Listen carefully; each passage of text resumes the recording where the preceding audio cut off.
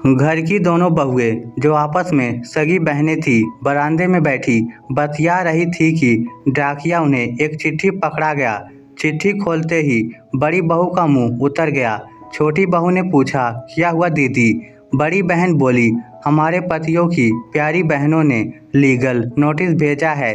लिखा है घर, खेत और दुकान में उनका आधा हिस्सा है, तुरंत खाली कर दे, नहीं तो वह पुलिस की सहायता लेंगी। छोटी बहन बोली, करोड़ों की संपत्ति देखकर दोनों के मन में लालच आ गया है। अपने ही भाइयों का हक मारते हुए उन्हें शर्म नहीं आ रही है। बड़ी बहन ने अपने वकील जीजा को फोन मिलाकर पूछा कि इसका क्या उपाय है। जीजा ने कहा, इसका कोई उपाय नहीं है। घर, खेत और दुकान पुश्तैनी हैं, उनमें उन दोनों का भी आधा हिस्सा बनता है।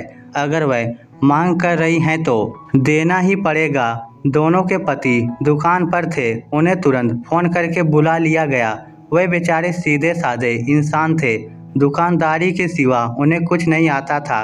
घर में दोनों पत्नियों की चलती थी, वह चाहती वही होता था। वह बेचारे दिन भर मेहनत करते थे और दोनों बहनें दिल खोलकर पैसे उड़ाती थी। सास ससुर के गुजर जाने के बाद तो वह दोनों बेलगाम हो गई थी। उन्हें रोकने टोकने की हिम्मत उनके पतियों में नहीं थी। बच्चों की वजह से भी दोनों भाई चुप थे। बड़ी बहू बोली, देखो तुम्हारी बहनों की करतूत, घर, दुकान और खेत में से आधा हिस्सा मांग रही हैं। बड़ा भाई बोला, ये सब तुम दोनों बहनों की वजह से हुआ है। पिछले साल तुमने उन्हें रक्षाबंधन पर नहीं बुलाया था।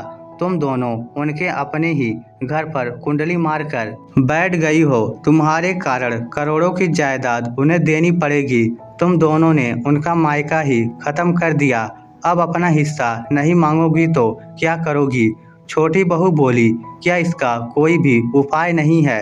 बड़ा भाई कुछ देर सोचता रहा, फिर बोला, इसका एक ही उपाय है। तुम दोनों उनको इस रक्षाबंधन पर फोन करके बुलाओ, उनके साथ प्यार से पेश आओ, क्या पता वे खुश होकर अपना हिस्सा हमारे लिए छोड़ दे। बड़ी बहू बोली, क्या वे ऐसा करने से मान जाएंगी? बड़ा भाई फिर बोला, उनके बच्चों की शादी में भात भी भरना पड़ेगा, कर सकोगी ये सब? छोटी बहू बोली, भात में जितना खर्चा आएगा उनसे 50 गुना ज़्यादा यहाँ उनके हिस्से की संपत्ति है। छोटा भाई बोला, ये सब तुम दोनों को याद रहता तो आज ये नोटिस की नौबत ही नहीं आती। तुम दोनों अभी हमारी बहनों को फ़ोन करो और कहो इस बार रक्षाबंधन पर जरूर आएं, और ये नोटिस वाली बात उन दोनों को मत बताना। उन्हें यही लगना चाहिए कि नोटिस हमें मिला ही नहीं। फिर दोनों बहुओं ने अपनी दोनों नंदों को फ़ोन करके रक्षाबंधन पर आग्रह के साथ इनवाइट किया। दोनों नंदे बहुत खुश नजर आई। फिर दोनों भाई वापस दुकान पर आ गए। छोटा भाई बोला, भैया मज़ा आ गया। हमारी पत्नियों को पता ही नहीं चल पाया कि वह नोटिस हम दोनों भाइयों ने भेजा था। बड़ा भाई बोला, हाँ भाई, अब इस रक्षाबंधन पर हमारी कलाई सूनी नहीं रहेगी। वह लालची औरतें अब कभी भी हमारी बहनों से बुरा बर्ताव नहीं करेंगी। इस स्टोरी को लेकर आपकी क्या राय है? नीचे कमेंट करके हमें ज़रूर बताइएगा। धन्यवाद।